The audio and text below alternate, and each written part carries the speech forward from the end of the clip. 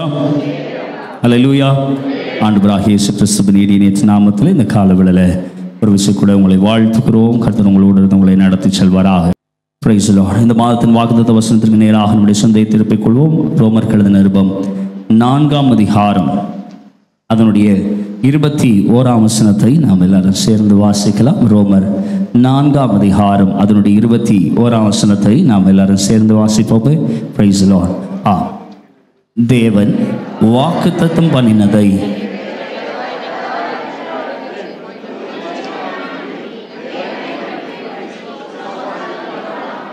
இன்னொரு விஷயம் கூட எல்லாரும் சேர்ந்து வாசிக்கலாம். முடிந்தால் வசனங்கள் வாசிக்கும் பொழுது நீங்கள் பைபிள் திறந்து கொள்ளலாம், இல்லைன்னா டிஸ்பிளே பார்த்து வசனங்களை சேர்ந்து வாசிக்கலாம். தேவன் வாக்கு பண்ணினதை முழு நிச்சயமாய் நம்பி தேவனை மகிமைப்படுத்தி விசுவாசத்தில் வல்லவனானார். தேவஜனமே, இந்த நல்ல மாதத்திலே ஒரு மகிமையான நம்பிக்கையை கர்த்தர் நமக்கு தந்திருக்கிறார் என்பதை நாம் தியானித்து வருகிறோம். ஹல்லேலூயா. அந்த மகிமையான நம்பிக்கை எப்படிப்பட்டது, அதனுடைய குணாதிசயம் என்ன என்பதை கடந்த வாரத்தில் நாம் பார்த்தோம். அந்த மகிமையான நம்பிக்கை என்பது கடந்த வாரத்தில் 3 காரியங்களை பார்த்தோம். பிரச்சனைகளின் மீது அல்ல, தேவனுடைய வாக்கு தத்தங்களின் மீது நிற்கும் நம்பிக்கை என்று பார்த்தோம். ஹல்லேலூயா. இந்த மகிமையான நம்பிக்கை காத்திருப்பதிலே பலனடைகிறதா இருக்கிறது என்பதை பார்த்தோம். அது மாத்திரமல்ல, இந்த மகிமையான நம்பிக்கை தாம் வாக்குத்தத்தம் பண்ணினதை தேவன் செய்ய வல்லவராயிருக்கிறார் என்பதை பற்றியது என்பதையும் நாம் கடந்த வாரத்தில் தியானிக்க கர்த்தர் நமக்கு துணை செய்தார். இந்த காலவெளியில் பிரைஸ் தி லார்ட் அதனுடைய 2வது பகுதியாக இந்த மகிமையான நம்பிக்கை காத்திருப்பதிலே பலன் அடைகிற நம்பிக்கை என்பதை பிரைஸ் தி லார்ட் தியானிக்க கர்த்தர் நமக்கு துணை செய்வாராக. தேவஜனமே, நம்முடைய வாழ்க்கையின் பல சூழ்நிலைகளில் நாம் ஒரு காத்திருக்கும் அறையில், நாம் வெயிட்டிங் ரூமில் காத்திருப்பது போல நம்முடைய வாழ்க்கையில் நமக்காக ஏதாவது நடைபெறும், நமக்காக ஏதாவது நடக்கும் என்கிற எதிர்பார்ப்போடு நாம் காத்திருக்கிற அறையிலே இருப்பவர்கள் போல இருக்கலாம். வெயிட்டிங் ரூமில் ஒரு அப்பாயின்மெண்ட்டுக்காக காத்திருப்பது போல நம்முடைய வாழ்க்கையின் சூழ்நிலை இருக்கலாம். இந்த காலவெளியில் பிரைஸ் தி லார்ட் நீங்கள் ஒருவேளை அப்படிப்பட்ட நிலைமையில் அமர்ந்து கொண்டிருக்கலாம். கர்த்தருடைய ஆவியானவர் இந்த மாதத்தில் உங்களுக்கு ஞாபகப்படுத்துகிறார். காத்திருக்கிற நேரம் எப்படிப்பட்டது, அதை நாம் எப்படி வளர்த்து கொள்ள வேண்டும் என்பதை நாம் பார்க்கவிருக்கிறோம். ஏன்னா நம்ம நிறைய நேரம் தேவனுடைய வார்த்தையிலிருந்து எப்படிப்பட்ட பிரசங்கங்களை கேட்டிருக்கிறோம்னு சொன்னால், நாம் ஜெபித்தால் கர்த்தர் உடனடியாக என்ன செய்வார்? பக்கத்தில் கைப்பிடிச்சு சொல்லுங்க, ஜெபித்தால் கர்த்தர் பதில் தருவார். இது எல்லாருக்கும் நல்லா தெரியும். ஆனால் நாம் ஜெபிக்கிற நேரத்தில் கர்த்தர் அமைதலாக இருப்பதாய் தோன்றுகிற பல சூழ்நிலைகள், பல நேரங்கள் இருக்கிறது. தேவனுடைய வார்த்தையிலிருந்து நாம் கற்றுக்கொள்கிறோம். எதை கற்றுக்கொள்கிறோன்னா, நாம் காத்திருக்க கற்றுக்கொள்ள வேண்டும். ஹல்லேலூயா. தேவனுக்காக நான் பொறுமையோடு காத்திருக்க நாம் கற்றுக்கொள்ள வேண்டும். அந்த காரியத்தை இந்த மாதத்தில் கர்த்தர் நமக்கு ஞாபகப்படுத்துகிறார். இந்த மகிமையின் நம்பிக்கையின் மாதத்தில் கடந்த 6 மாதங்கள் நீங்கள் பல காரியங்களுக்காக எதிர்பார்த்து காத்திருந்து என்ன செய்வது என்று திகைத்து கொண்டிருக்கலாம். இந்த காத்திருக்கிற நேரத்தில் நாம் செய்ய வேண்டிய காரியங்கள் என்ன என்பதை இந்த ஆபிரகாமுடைய வாழ்வில், ஆபிரகாம் 25 ஆண்டுகளாக இந்த வெயிட்டிங் ரூமில் இருக்கிறார். எத்தனை ஆண்டா? சிலருக்கு 25 நிமிஷம் ஒரு வெயிட்டிங் ரூமில் இருக்க வச்சாலே என்ன ஆகும்? சரி தம்பி, சிலருக்கு 25 நிமிஷம் ஒரு வெயிட்டிங் ரூமில் இருக்கணும்னு சொன்னாலே என்ன ஆகும் சொல்லுங்கள்? பதட்டமாயிரும். நீங்கள் யார் வீட்டுக்காவது போயிருக்கீங்க, அவங்க உங்களை 25 நிமிஷம் வெளியில் காக்க வச்சுட்டாங்கன்னா நீங்கள் என்ன ஆவீங்க? இங்கே ஒருத்தன் 25 வருஷமாக காத்திருக்கிறா. தேவன் அந்த வெயிட்டிங் ரூமில் தான் இவங்க 25 வருஷமாக உட்கார்ந்துருக்கிறா. கர்த்தர் தனக்கு சொன்ன அந்த ஈசாக்கை இன்னும் அவன் பெறவே இல்லை. அந்த 25 ஆண்டுகள் அவன் காத்திருக்கிறான். அந்த காத்திருக்கிற நேரம் பலவீனமான நேரம் அல்ல. வசனத்திலிருந்து நாம் கற்றுக்கொள்ள போகிறோம். காத்திருப்பது உங்களுடைய விசுவாசத்தை உடைக்காமல் எப்படி கட்டி எழுப்ப முடியும் என்பதை இந்த காலவெளியில் ஆபிரகாமுடைய வாழ்விலிருந்து கற்றுக்கொள்ள போகிறோம். உங்களுடைய வாழ்க்கையில் ஒருவேளை நீங்களும் காத்திருக்க வேண்டிய நிலைமைகள் இருக்கலாம். ஒருவேளை நீங்கள் உங்களுடைய வாழ்வில் காத்திருக்கிற சூழ்நிலைகளில் நீங்கள் இருக்கலாம். கர்த்தருடைய ஆவியானவர் இந்த காலவெளியில் உங்களுக்கு ஞாபகப்படுத்த விரும்புகிறார். நீங்கள் காத்திருக்கிற நேரத்தில் எப்படி பலனடைவது? வாசிப்போம். ரோமர் 4ஆம் அதிகாரம் 19ஆம் வசனத்தை எல்லாரும் சேர்ந்து வாசிப்போம். ரோமர் 4:19.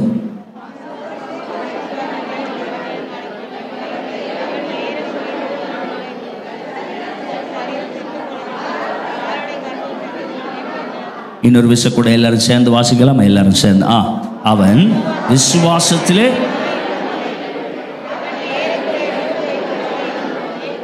தன் சரீரம் செத்து போனதையும் சாராளுடைய செத்து போனதையும் எண்ணாதிருந்தான். தேவஜனமே, வசனத்தில் பார்க்கிறோம், அவன் விசுவாசத்தில் எப்படி இருக்கவில்லையா? பலவீனமா இருக்கு. வசனத்தை விசுவாசத்திலே பலவீனமா இருக்கவில்லை. பின்பகுதி சொல்கிறது, தன் சரீரம் செத்து போனதையும் சாராளுடைய கர்ப்பம் செத்து போனதையும் எண்ணாதிருந்தான். தேவஜனமே, காத்திருப்பு என்பது பலவீனமான விசுவாசத்தின் அடையாளம் அல்ல. என் விசுவாசம் ரொம்ப கம்மியாக இருக்குது, எனக்கு போதுமான அளவு ஜெபம் இல்லை, எனக்கு போதுமான அளவு விசுவாசம் இல்லை, ஒருவேளை நான் கேட்க வேண்டிய விதத்தில் ஜெபிக்கலை, எனக்கு அந்த அளவுக்கு என் ஜெபத்தில் வல்லமை இல்லைன்னு அர்த்தம் இல்லை. பக்கத்தில் கைப்பிடிச்சு சொல்லுங்கள், உங்கள் வெயிட்டிங் டைம் உங்கள் பலவீனத்தின் அர்த்தம் இல்லை. நிறைய பேர் அதான் நினைக்கிறாங்க, ஒருவேளை நாம் நல்லா ஜோம் பண்ணல போல, ஒருவேளை அந்த பாஸ்டர்கிட்ட போய் ஜோம் பண்ணால் சரியாயிரும், ஒருவேளை இந்த ஊழியக்காரர்கிட்ட ஜோம் பண்ணால் சரியாயிரும், ஒருவேளை அந்த ஜெப கூடாரத்துக்கு போனால் சரியாயிரும், ஒருவேளை இந்த ஆவிக்குரிய கூடுகைக்கு போனால் சரியாயிரும். தேவஜனமே, வசனத்தில் நீங்கள் நிறைய இடத்துல பார்த்தீங்கன்னா வசனம் இதைத்தான் கற்றுக் கொடுக்கிறது. ஏன்னா நீங்கள் அமைதலாக இருக்க கற்றுக்கொள்ள வேண்டும். ஹல்லேலூயா. இந்த காத்திருப்பின் அறையில் இருக்கும்போது, இந்த காத்திருப்பது எதை நமக்கு முதல்ல கற்றுக் கொடுக்கிறதுன்னு சொன்னால், இந்த காத்திருக்கிற இந்த வசனத்தில் நாம் கற்றுக்கொள்கிறோம், காத்திருப்பு என்பது நீங்கள் எதை உண்மையாக நம்புகிறீர்கள் என்பதை சோதிக்க. எல்லாரும் சேர்ந்து சொல்லுங்க, நீங்கள் எதை உண்மையாக நம்புகிறீர்கள் என்பதை. அது ஒரு டெஸ்ட் டைம் தான், ஆண்டவர் சோதிக்க விரும்புகிறார். அங்கே நீங்கள் வாசித்து பார்த்தீங்கன்னா ஆண்டவர் இஸ்ரவேலர்களை பார்த்து சொல்கிறார். உபாகமம் 8ஆம் அதிகாரம் அதனுடைய 2ஆம் வசனத்திலிருந்து நீங்கள் வாசித்து பார்த்தீங்கன்னா அவர் சொல்கிறார், உன் தேவனாகிய கர்த்தரா நான் உன்னை சிறுமைப்படுத்தும்படிக்கும் தம்முடைய கட்டளைகளுக்கு நீ கை கொள்வாயா கை கொள்ள மாட்டாயா என்று அவர் உன்னை சோதித்து உன் இருதயத்தில் உள்ளதை நீ அறியும்படிக்கு இந்த 40 வருஷம் அளவும் வனாந்திரத்தில் நடத்தி வந்த எல்லா வழிகளையும் நினைப்பாயாக. அவர் உன்னை சிறுமைப்படுத்தி உன்னை பசியினால் வருத்தி மனுஷன் அப்பத்தினால் மாத்திரமல்ல தேவனுடைய வாயிலிருந்து புறப்படுகிற ஒவ்வொரு வார்த்தையினாலும் பிழைப்பான் என்று உணர்த்தும்படி நீயும் உன் பிதாக்களும் அறியாதிருந்த மன்னாவினால் உன்னை போஷித்தார். பாருங்க, ஆண்டவர் வழக்கமாக என்ன செய்கிறாருன்னா, நம்முடைய வாழ்க்கையின் நெருக்கமான நேரத்தில், நம்முடைய வாழ்வின் இறுக்கமான நேரத்தில், நம்முடைய வாழ்வின் குழப்பமான இந்த சூழ்நிலையில் என்ன செய்கிறதுன்னு தெரியாமல் இந்த வெயிட்டிங் ரூமில் இருக்கிற நேரத்தில் ஆண்டவர் உங்களுடைய வாழ்க்கையில் ஏதோ வெயிட்டிங்கில் சும்மா வைக்கலைங்க, நீங்கள் என்ன நினச்சிக்கிட்டு இருக்கீங்க, உண்மையிலே நீ எதை நம்பி இருக்கிறீங்கன்னு உனக்கு காட்டிக்கிட்டு இருக்கிறார். அல்லேலூயா, அல்லேலூயா. வெயிட்டிங் ரூமில் என்ன காமிக்கப்படுகிறது? வெயிட்டிங் ரூமில் எது காண்பிக்கப்படுகிறது? சொல்லுங்க, வெயிட்டிங் ரூமில் எது காண்பிக்கப்படுகிறது? என்னங்க நீங்கள்லாம் என்ன ஒரு மாதிரி பார்க்குங்க? நாம் யாருன்னு நமக்கு நம்ம வெயிட்டிங் ரூம் காட்டுது. வெயிட்டிங் ரூம் கண்ணாடியில் நாம் யாருன்னு என்ன செய்ய முடிகிறது? இப்படி யோசிச்சுக்கோங்க, நீங்கள் கர்த்தருக்காய் காத்திருக்கிற வெயிட்டிங் ரூமில் முன்னாடி ஒரு பெரிய கண்ணாடி இருக்குது. அந்த கண்ணாடியில் நீங்கள் யாருன்னு என்ன செஞ்சுக்கிடலாம்? சொல்லுங்கள், நீங்கள் யாருன்னு நல்லா பார்த்துக்கிடலாம். ஏன்னா நீங்கள் ஒரு உதாரணத்துக்கு யோசிச்சு பாருங்கள், ஒருத்தங்க வீட்டுக்கு போகிறீங்க, நீங்கள் அவங்கள மதித்து என்ன செஞ்சுருக்கீங்க? அவங்க உங்கள் வீட்டுக்கு கல்யாணத்துக்கோ எதுக்கோ வரணும்னு எதிர்பார்த்து போயிருக்கீங்க. நீங்கள் 25 நிமிஷம் அந்த வெயிட்டிங் ஹாலில் உட்கார்ந்ததுக்கப்புறம் உங்களுக்கு என்ன தோணும்? அவனை இவ்வளோ நேரம் உட்கார்ந்துருக்கேன், இவனை ஒரு ஆளுன்னு மதித்து என்ன செஞ்சேன்? சொல்லுங்கள், வந்தான், இவன் என்ன செய்யவே இல்லை அப்படின்னு யோசிச்சுட்டு சிலர் சொல்லாமல் கொள்ளாமல் என்ன செஞ்சுருவாங்க. ஆமாம், இன்றைக்கி நிறைய பேர் அப்படி தான் இருக்கிறாங்க. 25 ஆண்டுகள் ஒருவர் காத்திருக்கிற அறையில் இருக்கிறார். இந்த வெயிட்டிங் ரூமில், விசுவாசத்தின் வெயிட்டிங் ரூமில் 25 ஆண்டுகள் இருக்கிறார். எப்பெல்லாம் தன் மனசு குழப்பம் வருகிறதோ அப்போல்லாம் தன்னை பார்த்து சொல்கிற, அமைதியாக இரு, இன்னொன்று அவரை நம்பு. ஹல்லேலூயா. உனக்கு நன்மை தருகிற அவரை நம்பு. வசனத்தில் விதமாய் பார்க்கிறோம், தேவஜனமே, அவன் கிட்டத்தட்ட 100 வயசாயிருச்சு. அவன் தன் சரீரம் செத்து போய் இருக்கிறது, தன்னுடைய சாராளுடைய கர்ப்பம் செத்து போய் இருக்கிறது. இவனுக்கு நிலைமை நல்லா தெரியும், யதார்த்தமான சூழ்நிலை என்னென்னு தெரியும். ஆனால் யதார்த்தத்தை காட்டிலும் தேவன் பெரியவர் என்பதை நம்பி அங்கே அமைதலாய் காத்திருந்தான். ஹல்லேலூயா. பாருங்க, நம்ம அமைதலாக ஒரு இடத்துல உட்கார்ந்து இருக்கும்போது கொஞ்ச நேரம் கழித்து நாம் யாருன்னு என்ன செய்ய தொடங்கிறோம்? வெளிப்பட தொடங்கிறோம். நாம் யார், நம்ம என்ன எதிர்பார்த்து வந்தோம், நம்ம எதிர்பார்ப்பு கிடைக்கல, நம்ம எதிர்பார்த்த காரியங்கள் வாய்க்கலன்னு உடனே நம்ம உண்மையான ரியாலிட்டி என்ன செஞ்சிடும்? சொல்லுங்கள், நம்முடைய உண்மைத்தன்மை வெளிப்பட தொடங்கிறோம். உண்மைத்தன்மை வெளிப்பட தொடங்கிறோம். சங்கீத நீதிமொழிகள் புஸ்தகம் 3ஆம் அதிகாரம் 5ஆம் 6ஆம் வசனத்தில் அங்கே ஞானி விதமாய் சொல்கிறார். நீதிமொழிகள் 3, 5, 6 டிஸ்பிளே பார்த்து வாசிங்க. உன் சுயபுத்தியின் மேல் சாயாமல் உன் முழு இதயத்தோடும் கர்த்தரில் நம்பிக்கையாயிருந்து உன் வழிகளில் எல்லாம் எனக்கு இடையில உள்ள வசனங்கள்லாம் குயிக்காக டிஸ்பிளே பார்த்து வாசிச்சிருங்க, டைம் இல்லை. சரியா? அப்போ உன் வழிகளில் எல்லாம் உன் சுயபுத்தியின் மேல் சாயாது, முழு இதயத்தோடு அவரை நம்பு. நிறைய நேரத்தில் நமக்கு நம்பிக்கை வராது. நம்ம வெயிட் பண்ண நமக்கு என்ன வருதுன்னா குழப்பங்கள் தான் வருகிறது. நான் எதை நம்புறது, நான் எதை சார்ந்து கொள்வது எனக்கு புரியல ஆண்டவரே, எனக்கு ஒரே கன்ஃபியூஷனாக இருக்குது. ஏன்னா நமக்கு இயற்கையாகவே ஒரு பழக்கம் இருக்குது. கடந்த வாரத்தில் நாம் தியானித்தோம் அல்லவா? நமக்கு இயற்கையாகவே ஒரு பழக்கம் இருக்குது. நமக்கு நம்முடைய சூழ்நிலைகளை கட்டுப்படுத்த பிடிக்கும், நம்ம சுற்றி இருக்கிற மனிதர்களை கட்டுப்படுத்த பிடிக்கும், நமக்கு நம்முடைய நிலைமைகளை, பணத்தை, பொருளாதாரத்தை கட்டுப்படுத்த பிடிக்கும். அவைகளெல்லாம் நமக்கு புரியலை, கைமீறுதுன்னு தெரிஞ்சால் நமக்கு பதட்டம் வந்துடும். அங்கே நமக்கு என்ன செய்யறதுன்னு தெரியலன்னா நாம் என்ன பண்ண ஆரம்பிப்போம்னா நாம் குழப்பங்களில் ஈடுபட ஆரம்பிப்போம். ஆக்சுவலாக அதில் எதை காட்டுதுன்னா அதுதான் உங்களுக்கு உண்மையில் உள்ளே இருக்குங்க. ஏன்னா நீங்கள் உங்கள் பலத்தை நம்புகிறீர்கள், உங்களுடைய சாமர்த்தியத்தை நம்புகிறீங்க, உங்களுடைய சுய பலத்தை நம்புறீங்கிறத அதை காண்பிக்கிறது. காலம் தாமதிக்க சொல்லுங்கள், என் பலன் இல்லை, கர்த்தர் செய்வார், எனக்கு வாய்ப்பே இல்லை. இங்கே இவனுக்கு 25 வருஷம் அந்த வெயிட்டிங் ரூமில் உட்கார்ந்துருக்கிறான், 25 வருடம் அந்த காத்திருக்கும் அறையில் இருக்கிறான். அவன் சொல்கிறான், அந்த வெயிட்டிங் ரூமில் இருந்துட்டு சொல்கிறா, நான் அவரை நம்புகிறேன், நான் நம்புகிறது அவராலே வரும். இப்போ என் சரீரம் செத்து போயிட்டு, சாராளுடைய கற்பம் செத்து போயிருக்கு. இந்த வெயிட்டிங் ரூமில் இருக்கிறது தான் ரொம்ப வேடிக்கையான அனுபவம். ஏன் தெரியுமா? அதான் உண்மையான விசுவாச வாழ்க்கையின் தொடர்ச்சி. அதுதாங்க. அது உங்கள் ஜெபம் பதிலளிக்கப்படலைன்னு சொன்னால் ஆண்டவர் உங்களுக்கு தந்த கனவுகள், தரிசனங்கள், உங்களுக்கு தந்திருக்கிற தீர்க்க தரிசனங்கள் பொய்யாய் போகவே இல்லை.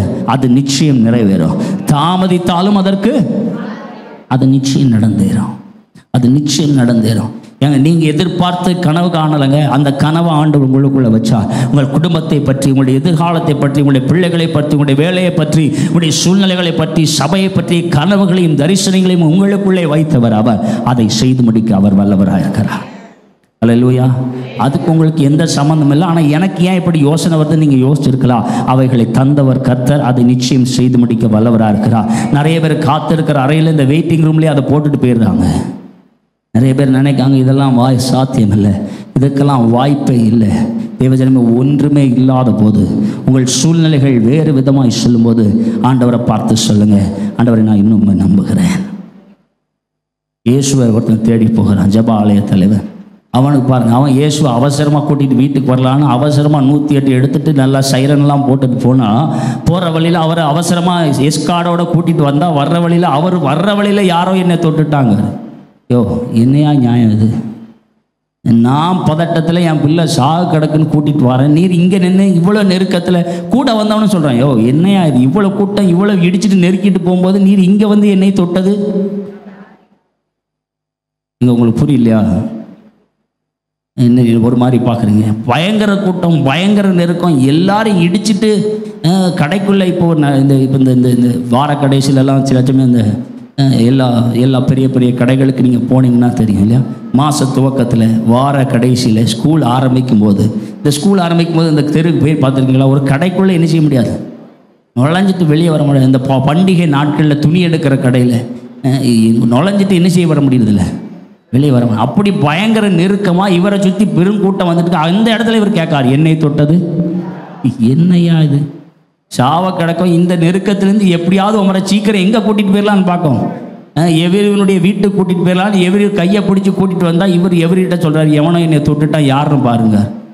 என்ன மனசாட்சி இல்லையா? நமக்கு அதான் தோணி இருக்கும். இவர் இங்கே பேச்சுவார்த்தை நடத்திருக்காரு, என்னை தொட்டது யார், உனக்கு அதுவா இதுவான்னு பேசிகிட்டு இருக்கும்போது இவருக்கு இப்போ எப்படி இருந்திருக்குன்னு நினச்சிப்பாங்க. நீங்கள் ஒரு வேளை அங்கே இருந்தால் என்ன சொல்லியிருப்பீங்க? சரிதான், யோ போகலாம் ஐயா, நேரம் ஆகுது, கதை பேசிக்கிட்டே இருக்கீங்க, எங்கே எது போகுது, நேரம் போகுது. சிலருக்கெல்லாம் தாமதம் ஆச்சுன்னா கொஞ்ச நேரம் கழித்து நாமளே எல்லாத்தையும் செஞ்சு முடிச்சாலும், இவர் வந்தாலும் சரி, நாமெல்லாம் சவுலுக்கு தம்பி தங்கச்சியும் பார்த்துக்கலாம். சவுலும் இப்படி தான் பண்ணால், யோ நீர் வர லேட்டாகிற மாதிரி தெரியுது, பால் காய்ச்சி நானே முடிச்சிருவேன். யோ நீர் வர லேட்டாகிற மாதிரி தெரியுது, கல்யாணத்துக்கு நானே தாலி கட்டி முடிச்சிருவேன். யோ நீர் வர லேட்டாகிற மாதிரி தெரியுது, வீட்டை நானே திறந்துருவேன். யோ நீர் வர லேட்டாகிற மாதிரி தெரியுது, நானே எல்லா ஃபங்க்ஷனையும். ஏன்னா நம்ம சவுலுக்கு அக்கா தம்பி அண்ணன் தங்கச்சி, அதனால் நமக்கு பழக்கம். சவுலுக்கு பதறிட்டான், யோ நீர் வர தாமதமாகிற மாதிரி தெரிஞ்சிச்சு, அதனால் நானே தூக்கி வச்சு என்ன செஞ்சிட்டேன், நானே தூக்கி வச்சு பலி செலுத்தி முடிச்சிட்டேன். நீர் என்னைக்கு வாரீரோ வாரம், தப்பு இல்லை, எல்லா முடிவும் கரெக்டாக வந்துட்டார். அல்லேலூயா. அங்கே சவுலுக்கு சொன்னார், இதுதான் நீ பதட்டப்படுற பார்த்தியா, பயப்படுற பார்த்தியா, அதான் நீ. குழப்பத்தில் நீயே ஏதாவது ஒரு முடிவு எடுக்கிற பார்த்தியா, அதான் நீ. தேவஜனமே, நமக்கு கர்த்தர் சொன்னதை செய்து முடிக்க வல்லவராக இருக்கிறார். நமக்கு இந்த நேரத்தில், இந்த நேரத்துக்குள்ளே, இந்த நாளில் நடந்தா, இந்த மணி நேரத்தில் நடந்தா, இந்த சூழ்நிலை நடந்தா, இப்போ எல்லாரும் இருக்காங்க, இந்த நேரத்தில் நடந்தால் நல்லா இருக்கும்னு நாம் என்றும் பார்த்தீங்களா, அது நம்முடைய பலவீனம். நாம் ஆண்டவர்கிட்ட சொல்லணும், ஆண்டவரே ஏன் நேரம் எதுவாக இருந்தால் நீர் கரெக்டாக செய்வீர். எத்தனை பேர் அதை சொல்ல ரெடியாக இருக்கீங்க? ஜபாலய தலைவன் கேட்காங்க, வந்தால் நல்லாயிருக்கும், பதட்டத்தில் இருக்க. அந்த நேரத்தில் பார்த்து ஒருத்தன் வந்து சொல்கிறான், இவர் பேச்சுவார்த்தை நடத்திட்டு இருக்கார். ஒருத்தன் வந்து சொல்கிறான், ஏம்மா ஐயா அவரை என்ன செய்ய வேண்டாம், டிஸ்டர்ப் பண்ண வேண்டாம், எல்லாம் என்ன செஞ்சுட்டு சொல்லுங்கள், எல்லாம் பக்கத்தில் கைப்பிடிச்சு சொல்லுங்கள். பக்கத்தில் நிறைய பேர் உங்களுக்கு ஃபோன் பண்ணி சொல்லுவோம், முடிஞ்சிட்டு, நல்ல நேரம் முடிஞ்சிட்டு, நாள் முடிஞ்சிட்டு, சுற்றி இருந்த சூழ்நிலை முடிஞ்சிட்டு, ஆள் முடிஞ்சிட்டு, எல்லாம். எத்தனை பேர் இந்த வாரத்துக்குள்ளே, இந்த மாதத்துக்குள்ளே உங்களுக்கு முடிஞ்சிட்டுன்னு சொல்லியிருக்கிறாங்களோ, அந்த நேரத்தில் நீங்கள் முடிஞ்சதை கேட்க போகிறீங்களா, இல்லை இன்னும் அவர் மேலே நம்பிக்கையாக இருக்க போகிறீங்களா? தகப்பன் அவனை நோக்கி பார்க்கிற ஆண்டவர் சொல்றார், கர்த்தர் என்னிடத்தில் விசுவாசமாயிரு. அவன் ஒரு ஜெபம் பண்ணான், என் விசுவாசம் என் அவிசுவாசம் நீங்கும்படி எனக்காக நான் வேண்டி. ஆண்டவரே என் அவிசுவாசம் நீங்கள். இந்த நேரத்தில் பதட்டமாக தான் இருக்குது, ஆனால் என் சூழ்நிலைகளை காட்டில் நான் உண்மை நோக்கி பார்க்கிறேன். தேவஜனமே, நம்முடைய காத்திருப்பு நேரம் உண்மையிலே நீங்கள் யாருன்னு உங்களுக்கு காமிச்சு கொடுக்கும். நீங்கள் ஒருவேளை பல விஷயங்களுக்காக இந்த 6 மாதங்கள் இந்த மகிமையின் ஆண்டில் காத்திருந்திருக்கலாம். ஆண்டவர் உங்களுக்கு ஞாபகப்படுத்துகிறார், நீ யாருன்னு உனக்கு தெரிய வச்சுக்கிட்டே இருக்கிற.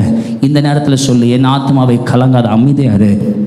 பாருங்க, ஏன்னா நமக்கு பழக்கம் இருக்கிறது. 2 கொரிந்தியர் 4:17 நீங்கள் டிஸ்பிளே பார்த்து வாசிங்க. 2 கொரிந்தியர் 4:17 சொல்கிறது, மேலும் காணப்படுகிறவைகளே அல்ல காணப்படாதவைகளே நோக்கி இருக்கிற நமக்கு அதி சீக்கிரத்தில் நீங்கும் லேசான நம்முடைய உபத்திரவும் மிகவும் அதிகமான நித்திய கனமகிமை. இந்த லேசான உபத்திரம், இந்த நெருக்கம், இந்த டைம் வெயிட்டிங் பீரியடில் இருக்கிற கஷ்டம், இதெல்லாம் நீங்கி எனக்கு மேலான மகிமை வரப்போகிறது. 2 கொரிந்தியர் 5:6 விதமாய் சொல்கிறது. 2 கொரிந்தியர் 5:6 சொல்கிறது, நாம் எல்லாரும் சேர்ந்து நாம் விசுவாசத்தில் நடக்கிறோம். தேவஜனமே, உங்களுடைய வாழ்க்கையில் இந்த காத்திருப்பு, இந்த வெயிட்டிங் ரூம் பீரியடில் நீங்கள் எதை நம்புகிறீர்கள்? தேவனுடைய வார்த்தையும் அவரையும் நம்புகிறீர்களா, இல்லை உங்கள் சூழ்நிலைகளை நம்புகிறீங்களா? இல்லை உங்கள் பக்கத்துலேருந்து இது முடியாது, எல்லாம் முடிஞ்சிட்டுன்னு சொல்லுகிற மனிதர்களுடைய சூழ்நிலைகளையும் மனிதருடைய வார்த்தைகளையும், அல்லது செத்து 4 நாள் ஆகிட்டு இதுக்கப்புறம் அங்கே போய் செய்கிறதுக்கு ஒன்றுமே இல்லை, ஆண்டவரை கூப்பிட்றாங்க, அவசரமாக ஃபோன் பண்ணி, ஐயா நீர் உடனே ஒரு வண்டியை புக் பண்ணி வாருன்னு சொன்னால் அவர் இன்னும் 2 நாள் ரெஸ்ட் எடுக்கிறார். அல்லேலூயா. கிறிஸ்தவ வாழ்க்கையில் அதை நம்ம கற்றுக்கொள்ளணும். இந்த மகிமையின் ஆண்டில் ஆண்டவர் உங்களுக்கு ஞாபகப்படுத்துகிறார், உன் காத்திருப்பின் நேரம், நீ எதை நம்புறன்னு உனக்கு காண்பித்து கொண்டிருக்கிற. நாம் நினைக்கிறோம், இந்த மனுஷன் இப்போ மாறினா நல்லாயிருக்கும், இந்த சூழ்நிலை இப்போ மாறினா நல்லாயிருக்கும், என் சரீரத்தின் நிலைமை மாறினா நல்லாயிருக்கும், என் பொருளாதார நிலைமை மாறினா நல்லாயிருக்கும், என் வீட்டில் இருக்கிற சூழ்நிலைகள், மனிதர்கள், என் பணம், இதெல்லாம் இப்போ மாறினா நல்லாயிருக்கும், இந்த டைமில் மாறினா எனக்கு நல்லாயிருக்கும்.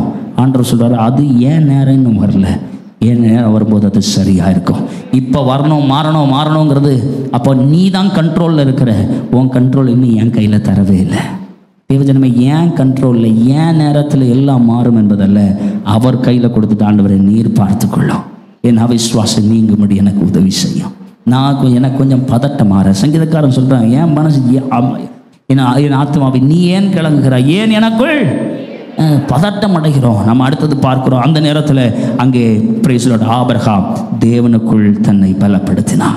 அங்கே அவன் தன்னை சுற்றி இருந்த நிலைமையை நம்பலை, அவன் தன் சுற்றி இருந்த சூழ்நிலைகளை நம்பவே இல்லை, தான் காண்கிறவைகளை இல்லை, காணாத தேவனையே விசுவாசித்தான். தேவஜனமே, விசுவாசம் அதுதான் நம்முடைய வாழ்வில். அடுத்த ஒரு வசனத்தை வாசிக்கலாம். 4:20 வாசிப்போம். 4:20 தேவனுடைய, எல்லாரும் சேர்ந்து வாசிங்க. தேவனுடைய அவன் அவிசுவாசமாய், முதல்ல நாம பார்த்தோம், காத்திருப்பது என்பது எதை நமக்கு காட்டும்? காத்திருப்பது என்பது நீங்கள் எதை நம்புகிறீர்கள் என்பதை காட்டும். நீங்கள் உண்மையிலே எதை நம்புறீங்கன்னு காட்டும். டைம் ஆக நீங்கள் எது நம்பியிருக்கீங்க? ஆண்டவரை நம்பியிருக்கீங்களா, உங்கள் பலத்தை நம்பியிருக்கிறீங்களா? இல்லை ஆண்டவர் தான் நம்புறீங்கன்னா அது எவ்வளோ டைம் ஆனாலும் பரவாயில்ல, அவர் நிச்சயமாய் செய்வார். அல்லேலூயா. ஏன்னா அது அவரை பற்றியது, உங்களை பற்றியது இல்லை. 2வது நம்ம பார்க்கிறோம், அவன் வாக்குத்தத்தத்தை குறித்து அவிசுவாசியாமல், சொல்லுங்க, அவிசுவாசமாய் சந்தேகப்படாமல். பாருங்க, நீங்கள் எப்போ காத்திருக்கிறீங்களோ அப்போ தான் உங்களுடைய சந்தேகங்கள் எல்லாம் மாறும். உங்களை காத்திருக்கிற டைம் கிடைச்சாதான் நீங்கள் விசுவாசிக்கிறீங்களா இல்லை சந்தேகப்படுறீங்களான்னு தெரியும். அல்லேலூயா. பாருங்க, ஆபிரகாம் ஒவ்வொரு முறையும் அவன் தன்னுடைய நம்பிக்கை அற்றுப்போகிற நிலைமை வரும் பொழுதெல்லாம் அவன் இன்னும் கர்த்தரை நம்பிதான். வசனத்தில் பார்க்கிறோம், ஒரு கொரிந்தியர் 13ஆம் அதிகாரத்தில் பார்க்கிறோம், கடைசியாக எது இருக்கும்? கடைசி வரைக்கும் எது இருக்கும்? விசுவாசம், நம்பிக்கை, கடைசி வரை நிலைத்திருக்கிறவைகள் 3. எதெல்லாம்? கொஞ்சம் சத்தமாக சொல்லுங்க. விசுவாசம், நம்பிக்கை, அன்பு. சரி, இது 3 தான் கடைசி வரைக்கும் நீங்கள் பரலோகம் போகணும்னா கொண்டு போக முடியும். உங்கள் பணத்தையோ பொருள் எல்லாம் கொண்டு போக முடியாது. உங்களுடைய விசுவாசத்தை கொண்டு போக முடியும். நீங்கள் எதை நம்பினீங்கிறத கொண்டு போக முடியும். உங்களுடைய விசுவாசம் எப்படி சோதிக்கப்படும்? உங்களுக்கு பிரச்சனையை தந்தால் தான் உங்கள் விசுவாசம் சோதிக்கப்பட முடியும். நீங்கள் திடீர்னு உங்களை ஒரே நாளில் 1 கிலோ 100 கிலோ வெயிட்டு தூக்குங்கன்னா என்ன ஆவீங்க? அவ்வளோதான், தூக்கிடலாம். சிலர்லாம் தூக்கிடுவாங்க, அதோட முடிஞ்சிச்சு. இந்த தூக்கினதோட நிற்கும். பாஸ்டர் பிடிச்சிக்கிட்டு, தசை பிடிச்சிக்கிட்டு, எலும்பு பிடிச்சிட்டு, எலும்பு உடஞ்சிட்டு, என்ன அவசரப்பட்டு தூக்குன என்ன உடஞ்சிட்டு? பலன் இல்லை. தேவஜனமே, திடீர்னு ஒரு நாள் விசுவாசத்தை தூக்குவதல்ல, ஒவ்வொரு நாளும் விசுவாசத்தின் தசைகளை பலப்படுத்திக் கொள்வதற்கு தேவன் உங்களுக்கு இந்த வெயிட்டிங் ரூமை தந்திருக்கிறார். பக்கத்தில் கைப்பிடிச்சு சொல்லுங்க, உங்களுக்கு வெயிட்டிங் ரூம் உங்கள் நல்லதுக்கு தான். எங்க நிறைய பேர் என்ன நினைக்கிறாங்கன்னா, ஆண்டவர் என்னை இங்கே ரொம்ப சௌகரியமாக வச்சிருக்கணும். உங்களை இந்த வெயிட்டிங் ரூமில் சௌகரியமாக வச்சிருக்கிறதுக்குலாம் ஆண்டவர் இந்த பூமியில் வைக்கலைங்க. நீங்கள் சௌகரியமாக இருக்கணும்னா எங்கே போகணும்?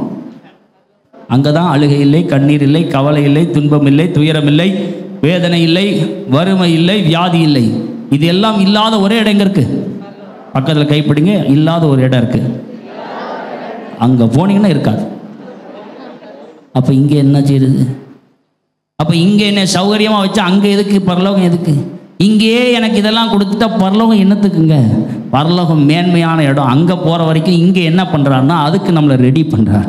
நம்ம குணாதிசயத்தை நீ யாருன்னு நமக்கு காண்பிக்கிறார். அங்கே இஸ்ரவேல் ஜனங்கள்கிட்ட சொன்னார், எப்போ அவனை 40 வருஷம் எதுக்கு நடக்கும்னே தெரியல. 40 வருஷம் சுற்றி 40 நாளில் போன இடத்த இப்போ எத்தனை வருஷம் நடக்கிறோம்?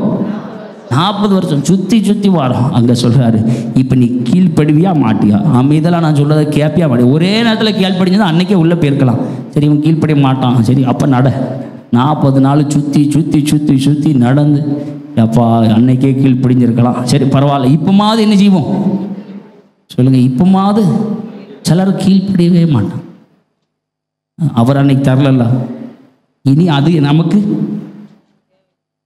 நான் இன்னைக்கு ஜெபம் பண்ணேன், எனக்கு ஜெபம், அப்போ இது எனக்கு தேவை. இது என்ன செய்ய? விசுவாசத்தின் தசைகள் வளர்க்கப்படுகிற இடம் தான் அது. ஏன்னா கடைசி வரைக்கும் நீங்கள் போனால் அந்த விசுவாசம் தான் வேணுங்க. தேவஜனமே, அந்த தாமதத்தை ஆண்டவர் ஒரு நாள் எடுத்து போடுகிறவர் இல்லை. அந்த தாமதத்தின் நேரத்தில் நீங்கள் பலன் பெறுகிற நேரமாக இருக்கிறது.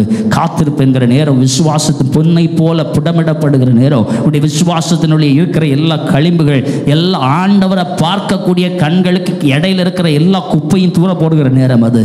அது நீங்கள் இன்னும் கிறிஸ்துவுக்குள்ளே உங்களுடைய சரீரம், உங்களுடைய ஆவிக்குரிய பலன் பெறுகிற நேரம் அது. அதை நல்ல ஆவிக்குரிய என்ன சொல்லுவாங்க, நல்ல எக்ஸசைஸ் பண்ணுகிற நேரம் அது. அல்லேலூயா. நல்ல ஆவிக்குரிய எக்ஸசைஸ் எடுத்துக்கோங்க. எல்லா நேரமும் அமைதலாக இருக்குது, எதுவுமே புரியலை, எந்த சூழ்நிலையில் என்ன பண்ணனே தெரியல, ஒரு பிரச்சனை இல்லை, அவரை நம்புவோம். எங்கே வசனத்தில் பார்க்கிறோம், யாக்கோபு 1ஆம் அதிகாரம் 3ஆம் 4ஆம் வசனம் விதமாய் சொல்வது. சேர்ந்த வாசிங்க. யாக்கோபு 1:3-4 சொல்கிறது, உங்கள் விசுவாசத்தின் பரீட்சையானது பொறுமையை உண்டாக்கும் என்று அறிந்து அதை மிகுந்த சந்தோஷமாக எண்ணுங்கள். நீங்கள் ஒன்றிலும் குறைவுள்ளவர்களாயிராமல் பூரணராயும் நிறைவுள்ளவர்களாயும் இருக்கும்படி பொறுமையானது பூரண கிரீசு. பக்கத்தில் கைப்பிடிச்சு சொல்லுங்க, பொறுமையாகிய உங்கள் ஜெபம் கேட்கப்படாத அனுபவம் பூரண கிரியை செய்யட்டும். அப்ப என்ன சொல்றீங்க பக்கத்தில்? இனி உன் ஜெபம் கேட்கப்படாது.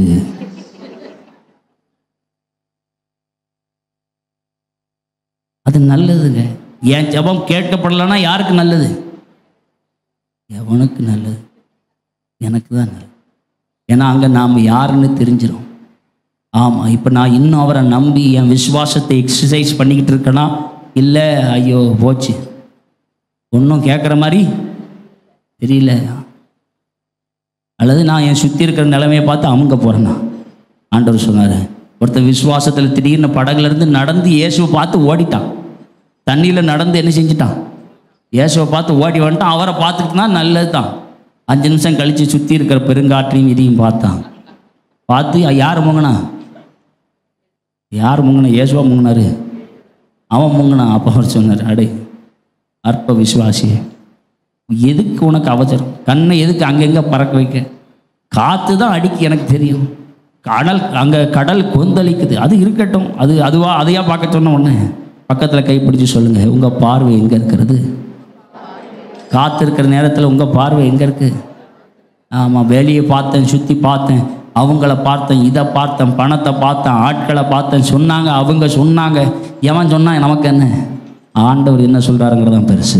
உங்கள் டாக்டர் என்ன சொன்னால் நமக்கு என்ன? உங்கள் வாத்தியார் என்ன சொன்னால் நமக்கு என்ன? உங்கள் பெற்றவங்களை என்ன சொன்னால் நமக்கு என்ன? உங்களோட பெரியவங்க என்ன சொன்னால் நமக்கு என்ன? சுற்றி இருக்கிறவங்க என்ன சொன்னால் நமக்கு என்ன? யார் வேணால் என்ன சொல்லிட்டு போட்டோம். ஒருத்தனுடைய தாய் பெத்த தாய் சொல்கிறா, இவனை நான் வருத்தத்தோடு பெற்றேன்னு இவனுக்கு என்னென்னு பேர் வைக்கா? வாழ்க்கை முழுசும் மறந்துடவே கூடாது. யாபோஸ், நீ பிறந்ததே வேஸ்ட்டு. உங்கள் வீட்டார் எல்லாம் சொல்லட்டும், நல்லது தான், வாங்கிக்கோங்க. ஆனால் நீங்கள் அதை நம்ப போகிறீங்களா? ஆனால் யாபோஸ் என்றால் தன்னை நோக்கி, தன்னை சுற்றித்த ஆண்டவரை நோக்கி, ஆண்டவரே நீர் என் தேவன், நீர் என் ஏழ்கையை விரிவாக்கி, இதுக்கு நான் என்ன செய்யறதுன்னு தெரியல, உம்முடைய கரம் என்னோடு இருந்து நீ என் தீங்கு என்னை துக்கப்படுத்தாதபடிக்கு நீங்கள் என் கூட இருந்து என் ஏழ்கையை விரிவாக்கி நீர் என்னை ஆசீர்வதிங்க. யாபேஸ் தன் சகோதரருக்குள்ளே கனம் பொருந்தியவனாக இருந்தான். தேவஜனமே, உங்களை மாற்றுகிற கர்த்தர் உங்களோடு இருக்கிறார். உங்களுடைய காத்திருப்பு நேரம் பலவீனமாகிற நேரம் இல்லை, அதுதான் நீங்கள் பலன் பெறுகிற நேரம், நல்ல எக்ஸசைஸ் எடுத்துக்கிற நேரம். இப்போ தான் நீங்கள் டைம் எடுத்து எக்ஸசைஸ் எடுக்க முடியும். நீங்கள் காத்திருக்கும் போது தான் நீங்கள் பலன் பெற முடியும். திடீர்னு சண்டை வந்துட்டு யுத்தம் வந்துட்டுனா இங்கே எல்லாருக்கும் பதட்டம் வருதுங்க. நம்ம நல்ல வேலை நம்ம சில வெளிநாடுகள் மாறி நம்மளுக்கெல்லாம் இன்னும் என்ன ட்ரைனிங் தரல. இந்திய தேசத்திலே இன்னும் பஞ்சாபு, ஹிமாச்சல் அங்கெல்லாம் போனீங்கன்னா அங்கே இராணுவ ட்ரைனிங் அந்த எல்லையோர பகுதி மக்களுக்கு கொடுக்கப்படுது. இராணுவ ட்ரைனிங் கொடுக்கப்படுது. எதுக்குன்னா திடீர்னு சண்டை வந்துன்னா நீங்களே என்ன செஞ்சுக்கிடலாம் சொல்லுங்க. சண்டை டெய்லி வராது, என்னைக்கா ஒரு நாள் தான் வரும். வர்ற வரைக்கும் நம்ம படுத்து தூங்கிட்டு நல்லா ஹாயாக படுத்துட்டு வந்த அன்னைக்கு துப்பாக்கி தூக்குனா துப்பாக்கி நம்மளை கொண்டுட்டு போயிடும். பக்கத்தில் இடையில என்ன செய்ய பார்க்கணும், சுட்டு பார்க்கணும், இல்லைன்னா தோள்பட்டை கலந்துரும். இல்லைன்னா என்ன கலந்துரும் சொல்லுங்க. ஆமாம், ஆர்வத்தில் திடீர்னு ஒரே நாளில் தூக்கினா அப்புறம் தோள்பட்டை கலந்து கீழே கிடக்கும். துப்பாக்கியை தூக்கவா கையை தூக்கவான்னு ஆயிரும். சரிந்தானே? இல்லை, நீங்கள் பாருங்கள், நீங்கள் திரைப்படங்களில் பார்ப்பது போல் டபாடபாலாம் என்ன செய்ய முடியாது. நீங்கள் ஹீரோ இல்லை, அதுவும் டம்மி துப்பாக்கி. ஏங்க டம்மி துப்பாக்கி பார்த்து நம்பிடாதீங்க. பக்கத்தில் கை பிடிச்சி சொல்லுங்கள், ஏங்க அது டம்மி துப்பாக்கி. உடனே ஜோமனா டப் போயிட்டு எல்லாம் போயிட்டு டம்மி துப்பாக்கி, அது நம்பாத, அது ஏமாத்து துப்பாக்கி. சரியா? ஆமாம், அவன் மட்டும்தான் சுட்டா, அவன் ஹீரோவுக்கு மட்டும்தான், எவ்வளோ குண்டு பிறந்தாலும் ஹீரோவுக்கு மட்டும்தான் என்ன செய்யாது. இங்கே உண்மையில் அப்படி இல்லை, அடி முழுசும் உனக்கு தான் விழும். அது இல்லையா? என்ன அமைதி ஆயிட்டீங்க? ஆமாம், அடி முழுது நாம் தான் வாங்க வேண்டியிருக்கு. எல்லா அடியும் வாங்கிட்டு இதில் எப்படி உயிரோடு இருப்பது, எப்படி இருப்பதுன்னா அவரை சார்ந்து கொண்டால்தான். எல்லா அடியும் என் பக்கமாக தான் விழுது. நீங்கள் எதிர்பார்த்து அவனை மாதிரி டம்மி துப்பாக்கி தூக்குனா அப்படி தான் ஆகும். ஆனால் ஒன்று நாம் பலன் பெறுவோம். ஒவ்வொரு நாள் அனுதினமும் கர்த்தருக்குள்ளே பலன் பெறுவோம். என்னை பலப்படுத்துகிற கர்த்தரால் எல்லாம் ஆகும். வசனம் சங்கீதக்காரன் நிமிதமாய் சொல்கிறான். சங்கீதம் 27:14 சொல்கிறான், கர்த்தருக்கு காத்திரு, அவர் உன் இருதயத்தை ஸ்திரப்படுத்துவார். திடமறந்தா இருந்து கர்த்தருக்கே காத்திரு. ஆண்டவர் காத்திரு. எல்லா நெருக்கத்தில் ஆண்டவரையே சார்ந்து கொள்ளுங்க. 1 பேதுரு 1:6-7 சொல்கிறது, நமக்கு மேன்மையான பரலோகம் வைக்கப்பட்டிருக்கிறபடினாலே இதிலே நீங்கள் மிகவும் சந்தோஷப்படுகிறீர்கள். என்றாலும் எல்லாரும் சேர்ந்து, என்றாலும் துன்பப்பட வேண்டியது அவசியமானது. பக்கத்தில் கைப்பிடிச்சு சொல்லுங்க, வசனம் என்ன சொல்லுது? பக்கத்தில் கைப்பிடிச்சு சொல்லுங்க, வசனம் என்ன சொல்லுது? துன்பப்பட வேண்டியது. அதான் நான் சொன்னேன், அடி உங்கள் பக்கம் கொஞ்சம் உள்ள வேண்டியது அவசியமானது. கொஞ்சம் தோல்விகள் உங்களுக்கு என்னது தோல்விகள் உங்களுக்கு அவசியமானது. தோல்விகள், உங்களுடைய எதிர்பார்ப்புகள் பூர்த்தி அடையாமல் போவது உங்களுக்கு சொல்ல மாட்டோம், வாய் வராது. பாருங்க, நாம் என்ன நம்பியிருக்கோம்? ஜெபிக்கிறேன், வல்லமை ஒன்றும் வராது. வெயிட்டிங் பீரியடில் இருக்கும். ஹாலில் அப்படி தான், வெயிட்டிங் ஹாலில் இருந்தால் லேட் ஆகும். பரவாயில்ல, உங்களுக்காவது 25 நிமிஷம் பரவாயில்ல. அங்கே ஒருத்தருக்கு 25 வருஷமாக அதே ஹாலில் இருந்து நான் நம்புகிறது அவரால் வரை செத்து போச்சு, சரீரம் செத்து போச்சு, சாராளுடைய கற்பம் செத்து போச்சு, எல்லாம் செத்து போச்சு. நாம் ஆனால் பாருங்கள், எனக்கு சாரால் கொஞ்சம் வித்தியாசம் தான். பாருங்கள், ஆபிரகாம் விசுவாசம் பரவாயில்ல. சாராள்கிட்ட போய் சொல்லுதான் உனக்கு பிள்ளை உண்டாகும். எத்தனை இங்கே 25 வருஷம் கழித்து வந்து சொல்கிறாங்க, அடுத்த குருப்பத்தின் காலத்திலே உனக்கு பிள்ளை கர்த்தர் கொடுப்பா. சாராளுக்கு இப்போ சிரிப்பு அடக்க முடியல. இவனுக்கு பைத்தியம் முத்தி போச்சா இல்லைன்னு தெரியும். என்னையா இது சொல்லுது, நேரங்காலம் வேண்டாமா? இதை 75 வயசில் சொன்னீங்க, அப்பமாவது என்ன செஞ்சுருக்கணும்? இப்போ 25 வருஷம் கழித்து எல்லாம் செத்து போனதுக்கப்புறம் வந்து நானும் என் வீட்டை மாமா அடிக்கடி ஒரு வார்த்தை பேசிக்குவோம். ஆண்டவர் நமக்கு இதெல்லாம் தந்தால் நல்லாயிருக்கும், அதெல்லாம் தந்தால் நல்லாயிருக்கும். நாம் அப்புறம் சொல்லுவோம், ஆண்டவர் தருவார். எப்போ தருவார் தெரியுமா? எப்போ இதெல்லாம் நமக்கு வேண்டவே வேண்டாம்னு நினைக்குமோ அன்னைக்கு நீங்கள் வேண்டாம் வேண்டான்னு கேட்கறது பூரா ஆமாம் உங்கள் வீட்டு வாசலில் தான் இருக்கும். என்ன செய்கிறதுன்னு இப்போ, ஏன்னா அதை முதல்ல தந்துருந்தா நீங்கள் எதை மட்டுமே பார்த்துட்டு இருந்திருப்பீங்க. அதுலேயே தான் உங்கள் கண் இருந்திருக்கும். உங்கள் கண்ணை அதை எப்படி துவத்தி புடைக்கிறது, அதை எப்படி துவத்தி வச்சுக்கிறது, அதை எப்படி காப்பாற்றுறது. இப்போ இது வந்தால் என்ன? அப்படி இருக்கும்போது ஆண்டவர் எல்லாத்தையும் தந்து அந்த நேரத்தில் சந்தோஷம் வந்து அதனால் அப்போ ஒரு பொருள் சந்தோஷத்தை தராது, அவரே உங்கள் நித்திய மகிழ்ச்சியாக இருப்பார். ஏன்னா அவர் ரொம்ப பொறாமை பிடிச்சவர். அவருக்கு அந்த சந்தோஷத்தை வேறு யார் கூடலாம் ஷேர் பண்ணுறது பிடிக்காது. அவருக்கு அவர் மேல் நாம் நம்பிக்கையாக இருக்க வேண்டும். பாருங்கள், அந்த வசனத்தை வாசிங்க. நீங்கள் இதிலே நீங்கள் மிகவும் சந்தோஷப்படுகிறீர்கள் என்றாலும் துன்பப்பட வேண்டியது அவசியமானதால் இப்பொழுது கொஞ்ச காலம் பலவித சோதனைகளால், பக்கத்தில் கைப்பிடிச்சோம், கொஞ்சம் இன்னும் கொஞ்சம் தான், இன்னும் கொஞ்சம் காலம், வருஷம் இன்னும் முடியல, 6 மாதம் தான் முடிஞ்சிருக்கு, இன்னொரு 6 மாதம் இருக்குது, கவலைப்படாது. அல்லேலூயா. 6 மாதம் தான் முடிஞ்சு, இன்னொரு 6 மாதம் இருக்குது, இன்னொரு 6 மாதம் இருக்குது, இன்னொரு 6 வருஷம் இருக்குது, இன்னொரு 60 வருஷம் இருக்குது. என்ன அடுத்து இன்னொரு 60 சேர்த்தா 120 ஆச்சு, பூரணமாகிடலாம், கவலைப்படாது. பக்கத்தில் கைப்பிடிச்சு சொல்லுங்க, இன்னும் கொஞ்சம் காலம். இயேசு சீக்கிரமாய் வருகிறார். எத்தனை வருஷம் ஆயிட்டு? 2025 தாண்டியாச்சு, இன்னும் சீக்கிரமாய் வருகிறார், கவலைப்படாது. பக்கத்தில் கைப்பிடிச்சு சொல்லுங்க, இதோ சீக்கிரமாய் வருகிறேன்.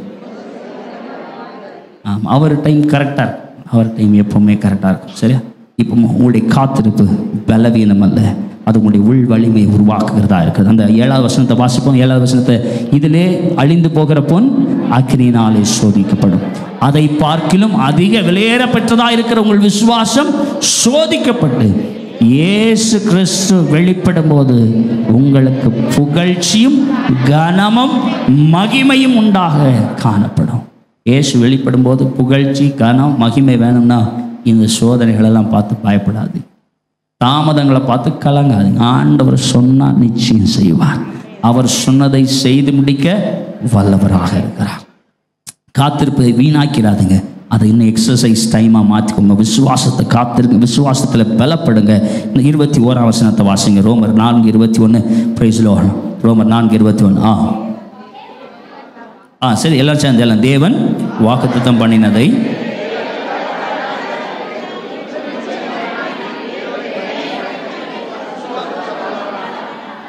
கடைசி பகுதி சொல்கிறது, தேவனை மகிமைப்படுத்தி விசுவாசத்தில் வல்லவனாய் மாறினான். காத்திருக்கிறதில் 3 காரியங்களை பார்த்தோம். முதல்ல பார்த்தோம், காத்திருப்பது என்ன சொல்கிறது?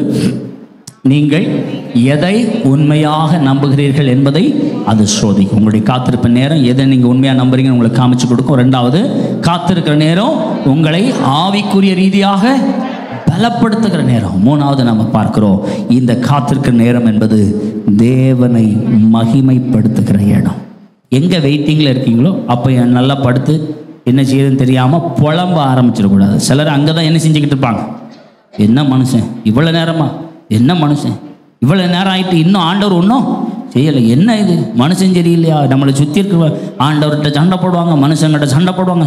அங்கே அருமையான யாக்கோபு சொல்கிறான், நீங்கள் ஏன் உங்களுக்குள்ளே ஏன் சண்டை, உங்களுக்குள்ளே ஏன் தொந்தரவுலாம் வருது? நீங்கள் ஆண்டவர்கிட்ட கேட்கல, அவரை நம்பலை. அவர் உங்களுக்கு தருவாருங்கிற நம்பிக்கையோடு அவர் மேலே நம்பாமல் சுற்றி இருக்கிறவங்க தான் ஆசீர்வாதத்துக்கு காரணம் நினச்சி அவங்ககிட்ட என்ன செஞ்சுக்கிட்டு இருக்கீங்க? உங்கள் சுற்றி இருக்கிறவங்க பிரச்சனை இல்லைங்க, உங்களை சுற்றி இருக்கிற நிலைமை பிரச்சனை இல்லைங்க, உங்கள் சூழ்நிலை பிரச்சனை இல்லைங்க. ஆண்டவர் உங்களை பார்த்து கொண்டிருக்கிறார். உங்கள் நம்பிக்கை அவர் மேல் இருக்க வேண்டும், அவரையே நம்புங்க. உடைய காத்திருப்பு நேரத்தில் ஆண்டவரை மகிமைப்படுத்த அவங்க பழகுங்க. ஏன்னா நீங்கள் சொல்லுங்க, என்னுடைய காத்திருப்பு என்னுடைய வாழ்விலே நான் புலம்புவதற்கான இடம் இல்லை. யோபு புலம்பு, நான் கடந்த வாரத்தில் பார்த்தேன். யோபு சொல்ல, நான் அழப்பினேன், என்னுடைய மன குமுறலான நான் அழப்ப தொடங்கிட்டேன். அழப்பாதீங்க, சொல்லுங்க, நான் ஆண்டவரை துதிப்பேன், நான் இன்னும் துதிப்பேன். சங்கீதக்காரன் தான் சொல்கிறேன். 1 தெசலோனிக்கர் 5:18 சொல்கிறது. 1 தெசலோனிக்கர் 5:18 சொல்கிறது, எல்லாவற்றிலேயும் ஸ்தோத்திரம் செய்யுங்கள். அப்படி செய்வதே டிஸ்பிளே பார்த்த டைம் ஆயிடுச்சு. இயேசு கிறிஸ்துவுக்குள் உங்களை குறித்த தேவனுடைய சுத்தமாக இருக்கிறது. சங்கீதம் 34:1 சொல்கிறது. சங்கீதம் 34:1 சொல்கிறது, கர்த்தரை நான் எக்காலத்திலும் ஸ்தோத்தரிப்பேன், அவர் துதி எப்பொழுதும் என் வாயில் இருக்கும். தேவஜனமே, அதான் நம்முடைய வாழ்க்கையாய் மாற வேண்டும். எபிரேயர் 13:15 சொல்கிறது, ஆகையால் அவருடைய நாமத்தை துதிக்கும் உதடுகளின் கனியாகிய ஸ்தோத்திர பலியை அவர் மூலமாக எப்பொழுதும். உங்கள் நிலைமை எவ்வளவு மோசமாக இருந்தாலும் அந்த நேரத்தில் நீங்கள் இன்னும் எனக்கு பிரேக் த்ரூ வரல, என்னுடைய தாமதிக்கிற நேரத்தில் வெயிட்டிங் ரூமில் இருக்கிறேன், ஆனால் இந்த நேரத்தில் நான் இன்னும் அவரை துதிப்பேன். நான் எதிர்பார்த்த எந்த சூழ்நிலையும் எனக்கு சாதகமாக அமையல, ஆனால் நான் இன்னும் அவரை துதிப்பேன். நான் வேண்டிக் கொண்ட எதுவும் எனக்கு கிடைக்கல, ஆனால் இன்னும் அவரை துதிப்பேன். காரணம், ஆராதனை என்பது என்னுடைய பதில்களுக்காக ஆண்டவர் எனக்கு பதில் தந்துட்டாருன்னு துதிக்கிறது இல்லை. என் காத்திருக்கும் போது அது என் ஆயுதமாய் மாறுகிறது. ஆண்டவரே, நான் எதிர்பார்த்த நன்மைகள்லாம் எதுவுமே வரல, ஆனால் நான் இன்னும் துதிப்பேன். காரணம், தொழுவத்தில் ஆடுகள் இல்லாமல் போகலாம், வயல்வெளியில் எதுவுமே எனக்கு விளைச்சல்கள் எதுவும் கிடைக்காம போகலாம், ஆனாலும் நான் இன்னும் துதிப்பேன். காரணம், நீர் இதன் மத்தியிலும் நீர் பெரியவராய் சர்வ வல்லவராய் இருக்கிறீர். நான் இப்பொழுதே தேவனை மகிமைப்படுத்துவேன். வாக்குத்தத்தங்களை வந்தவுடனே அல்ல, நன்மைகளை நான் பெற்றுக்கொண்ட போதல்ல, அது நிச்சயமாய் வரும். அவர் எனக்கு தருவார். அவர் சொன்னதை நிச்சயம் செய்து முடிப்பார். அவர் எங்களை அழித்தாலோ, அவர் எங்களை கொன்று போட்டாலும் நாங்கள் அவர் மேல் நம்பிக்கையாக இருப்போம். அவர் எங்களை தப்புவிக்கலாம், தப்புவியாமல் போகலாம், ஆனால் இதன் அடுத்து மத்தியில் நான் இன்னும் அவரை துதித்து கொண்டே இருப்பேன். தேவஜனமே, உங்களுடைய சிங்க கெபியோ, சூளை நெருப்போ, உங்களுடைய ஒருவேளை சிறைச்சாலையின் அனுபவமா, தேவஜனமே, எல்லாவற்றின் மத்தியிலும் ஆண்டவரை துதிக்க பழகுங்கள். கர்த்தர் உங்களை பலப்படுத்த வல்லவராக இருக்கிறார். எழுந்து நிற்போமா? இந்த காத்திருக்கிற நேரத்தில், இந்த காத்திருக்கிற சூழ்நிலை உங்களுடைய வாழ்வில் இருக்கும் பொழுது ஆண்டவருக்குள்ளே வளருங்கள். உடைய காத்திருப்பின் நேரத்தை வீணடித்து விடாதிருங்கள். ஆண்டவர் பல வருடம் மௌனமாக இருந்தார். 25 ஆண்டுகள் எதுவுமே சொல்லலை. ஆனால் 24வது ஆண்டு, 25ஆம் ஆண்டு முடிவுகிற நேரத்தில் ஆண்டவர் சொன்னார், இந்த மாதத்திலையும் ஆண்டவர் உங்களோடு பேசுகிறார். காத்திருப்பை வீணாய் மாற்றி விடாதுங்கள். இன்னைக்கு ஆண்டவர் உங்களுடைய வாழ்வில் அதே போல தான் செயல்படுகிறார். உங்களுடைய யதார்த்தம் எப்படி இருக்கிறதோ அதை அப்படியே ஏற்றுக்கொள்ளுங்க. அதில் உங்களுடைய இதான் என் சூழ்நிலை, இட்ஸ் ஓகே, பரவாயில்ல. மக்கள்கிட்ட சண்டை போடாதீங்க, சூழ்நிலைகள்கிட்ட சண்டை போடாதீங்க, உங்களுடைய பொருளாதாரத்துக்கிட்ட சண்டை போடாதீங்க, சரீர பலத்தோட சண்டை போடாதீங்க. அது ஆண்டவரே, நீங்கள் எனக்கு இதுதான் தந்திருக்கிறீங்க, இட்ஸ் ஓகே. இந்த சோதனைகளின் மூலம் நான் இன்னும் என் விசுவாசத்தை வளர செய்கிறேன். நான் இன்னும் இந்த வெயிட்டிங் ரூமில் நான் இன்னும் என் விசுவாசத்தை வளர செய்கிறேன். என் வாக்குத்தத்தங்களை நான் பெற்றுக்கொள்வதற்கு முன்பதாகவே நான் இன்னும் உம்மை மகிமைப்படுத்துவேன். ஆண்டவரை பார்த்து துதிக்க ரெடியாக இருக்கிறீங்களா? சங்கீதக்காரர் 131ஆம் சங்கீதத்தை நீங்கள் வீட்டில் போய் வாசிங்க. அவன் சொல்லுகிறான், கர்த்தாவே, என் இருதயம் இருமாப்புள்ளதல்ல, என் கண்கள் மேட்டிமை உள்ளவைகளும் அல்ல. பெரிய காரியங்களிலும் எனக்கு மிஞ்சின கர்மங்களிலும் நான் தலையிடுகிறதும் இல்லை. தாயின் பால் மறந்த குழந்தையைப் போல நான் என் ஆத்துமாவை அடக்கி அமர பண்ணுகிறேன். என் ஆத்மா பால் மறந்த குழந்தையைப் போல் இருக்கிறது. இது முதல் என்றென்றைக்கும் இஸ்ரவேல் கர்த்தரை நம்புவதாக. எப்பெல்லாம் குழப்பம் வருதோ ஆத்மாட்ட சொல்லுங்க, என் ஆத்மாவை ஏன் கலங்குகிற, ஏன் எனக்குள் தேங்குற? ஆண்டவர் தருவேன்னு சொல்லியிருக்கிறாரா? உனக்கு வீட்டை தருவேன், உனக்கு பிள்ளைகளுடைய எதிர்காலத்தை ஆஸ்வதிப்பேன், உனக்கு நல்ல தொழில் வளங்களை தருவேன், உன்னுடைய வாழ்வை மாற்றுவேன், எல்லாம் சொல்லியிருக்கிறாரா? அவர் சொன்னால் அவர் செய்வார். பயப்படாது. என் ஆத்மாவை ஏன் கலங்குற? அவரை நோக்கி காத்துற, அமைதியாக இரு. அவர் எனக்கு இப்போ கிடைச்சா நல்லா இருக்கும், ஆனால் தரல இல்லை, பரவாயில்ல. இப்போ யதார்த்தத்தை ஏற்றுக்கணும். எனக்கு ஏனோ அவர் தரல, பரவாயில்ல, இன்னும் நான் நம்புவேன், இன்னும் அவரை நம்புவேன், இன்னும் நான் முயற்சி செய்து கொண்டே இருப்பேன், நான் என் வேலையை பார்த்துட்டே இருப்பேன். அவர் எனக்கு ஏற்ற வேளையில் அவர் பதில் தருவார். ஏற்ற வேளையில் பதில் தருவார். புலம்பல் 3ஆம் அதிகாரத்தில் 24 26 வசனம் முடிய வாசி பார்த்தீங்கன்னா, கர்த்தர் என் பங்கு என்று என் ஆத்துமா சொல்லும், ஆகையால் அவரிடத்தில் நம்பிக்கை கொண்டிருப்பேன். 25ஆம் வசனம் ரொம்ப அழகா சொல்கிறது, தமக்கு காத்திருக்கிறவர்களுக்கு, தம்மை தேடுகிற ஆத்துமாவிற்கு கர்த்தர் நல்லவர். நம்முடைய ரட்சிப்புக்கு நம்பிக்கையோடு காத்திருப்பது, கர்த்தர் தருகிற ரட்சிப்புக்கு நம்பிக்கையோடு காத்திருப்பது நல்லது என்று எரேமியா சொல்கிறார். தேவஜனமே, வாக்குத்தத்தம் வரும் வரை நான் விசுவாசத்தோடு காத்திருப்பேன், நம்பிக்கையில் இன்னும் வளருவேன், தேவனை இன்னும் மகிமைப்படுத்துவேன். கர்த்தருக்கு காத்திருக்கிறவர்களோ புதுபலன் அடைந்து கழுகுகளைப் போல செட்டைகள் அடித்து எழுப்புவார்கள்.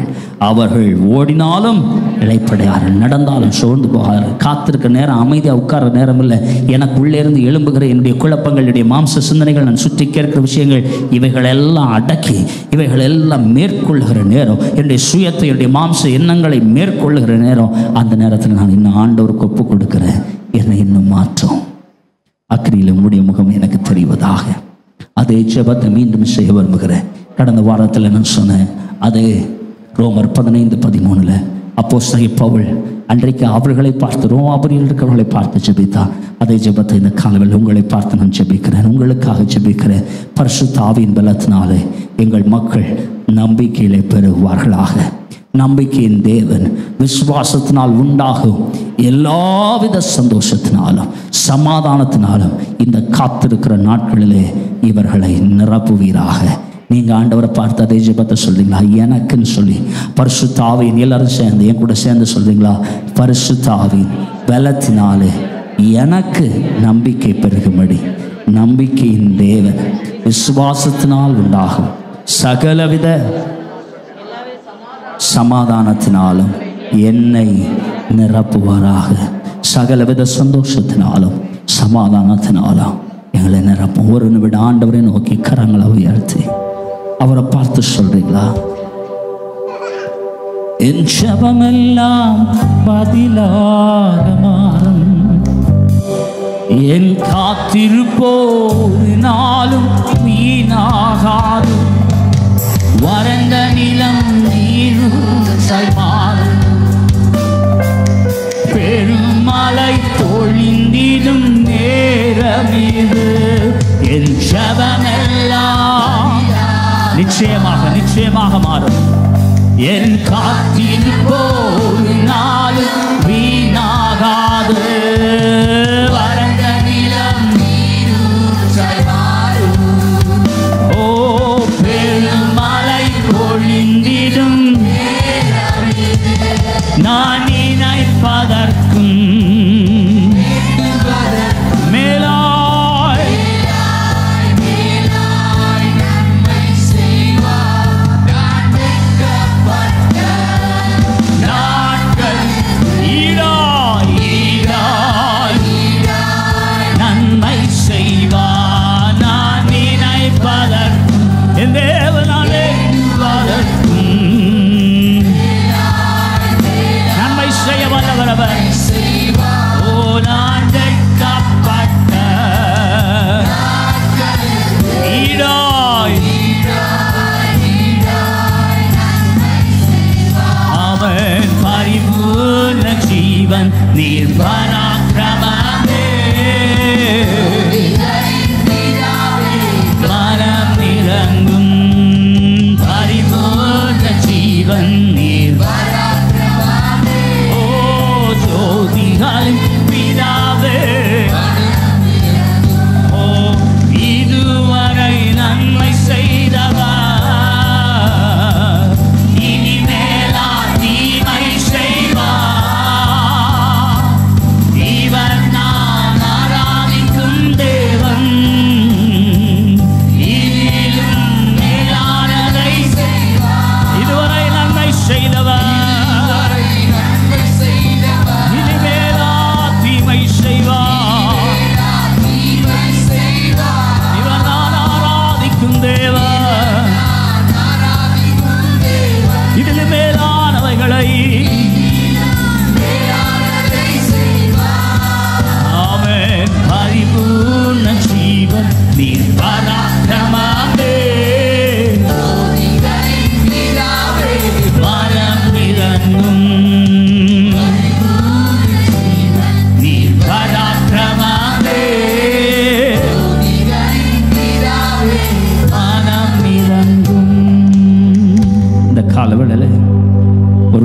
குழப்பத்தில் இருக்கலாம், நாம் பதட்டத்தில் நம்ம சுற்றி இருக்கிற மனிதர்களோடு போராடி கொண்டிருக்கலாம். இதெல்லாம் நடக்கும்னு சொன்னீங்க ஆண்டவரே சொல்லி நாம் அவர்களோடு யுத்தம் செய்து கொண்டிருக்கலாம். அது உங்கள் வேலை இல்லை. உங்கள் சூழ்நிலைகளை நீங்கள் கட்டுப்படுத்த வேண்டியதில்லை, உங்கள் மனிதர்களை நீங்கள் கட்டுப்படுத்த வேண்டியதில்லை, உங்களுடைய சரீரத்தை நீங்கள் கட்டுப்படுத்த வேண்டியதில்லை, உங்களுடைய பொருளாதாரத்தை நீங்கள் கட்டுப்படுத்த வேண்டியதில்லை. நேற்று ராத்திரி நான் ஒரு வேலை இந்த பிரசங்கத்தை நான் பிரசங்கத்துக்கு செபித்து கொண்டு இருக்கும்போது ஆண்டவர் எனக்கு ஞாபகப்படுத்த வேண்டும், நான் இதெல்லாம் கட்டுப்படுத்தலாம்னு யோசிக்கிறேன், நாம் நினச்ச மாதிரி இதெல்லாம் நடந்தால் நல்லா இருக்கும்னு இவைகளெல்லாம் யோசிக்கிறேன், அவைகளெல்லாம் செய்ய முற்பட்டு நான் போராடி இருக்கிறேன். ஆண்டவர்கிட்ட சொன்ன, ஆண்டவரே என்ன மன்னியும், நான் போராடி இருக்கிறது தவிர அது நம்முடைய கரத்தில் அளவு கொடுத்துருக்கணும், நீங்கள் தானே பார்த்துக்குவீங்க. Lord you will take care of it, நீர் சொன்னதை செய்வீர். இந்த காலவேளையில் நம்ம சொல்லுவோம், ஆண்டவரே என் காத்திருக்கிற நேரத்தில் இது நீங்கள் எனக்கு வெயிட்டிங் பீரியட் வச்சுருக்கிறீங்கன்னா நான் இந்த நேரத்தில் இன்னும் அதிகமாயுமே நம்புகிறேன், இன்னும் அதிகமாயுமே நம்புகிறேன். என் சொந்த முயற்சியை நம்ப மாட்டேன், நான் உண்மையே நம்புகிறேன். என் சொந்த பலத்தை, என் பொருளாதாரத்தை, என் சூழ்நிலைகளை, என்ன சுற்றி இருக்கிற மக்களை அவங்கள நம்புறதில்லை, நான் உண்மையே நம்புகிறேன். ஆண்டவரே நான் உண்மையிலே பலன் அடைகிறேன், உண்மையிலே நான் பலன் அடைகிறேன். இந்த காத்திருக்கிற நேரத்தில் உண்மையிலே நான் பலன் அடைகிறேன். இந்த காத்திருக்கிற நேரத்தில் என் வாழ்வில் நான் இன்னும்மை துதிக்கிறேன். ஆண்டவரே இப்படி தயவுள்ள கரங்களில் எங்களை தருகிறோம். சந்தோஷத்தினாலும் சமாதானத்தினாலும் இந்த காத்திருக்கிற நேரத்தில் நம்முடைய ஆவினாளங்களை நிறைத்து வழி நடத்தும். இயேசு கிறிஸ்துவின் ஈடிய நேற்று நாமத்தில் ஜெபிக்கிறோம் நல்ல பிதாவே, ஆமென். என் ஆத்மாவே என்னுடைய பரிசுத்த நாமத்தை, என் ஆத்மாவே கர்த்தர் செய்த சகல உபகாரங்களை மறவாது. ஆமென். நம்முடைய கர்த்தராகிய இயேசு கிறிஸ்துவின் கிருபை, பிதாவாகிய தேவனுடைய அன்பும் பரிசுத்த ஆவியானவருடைய அன்பின் ஐக்கியமும் சிநேகமும் சமாதானமும் கிருபையும் ஆறுதலும் இன்றும் என்றும் நம் அனைவரோடும் கூட நீடித்து நிரம்பி இருப்பதாக. ஆமென். அல்லேலூயா, அல்லேலூயா. எல்லாருக்கும் ஸ்தோத்திரம். கர்த்தர் உங்களை ஆசீர்வதிப்பார்.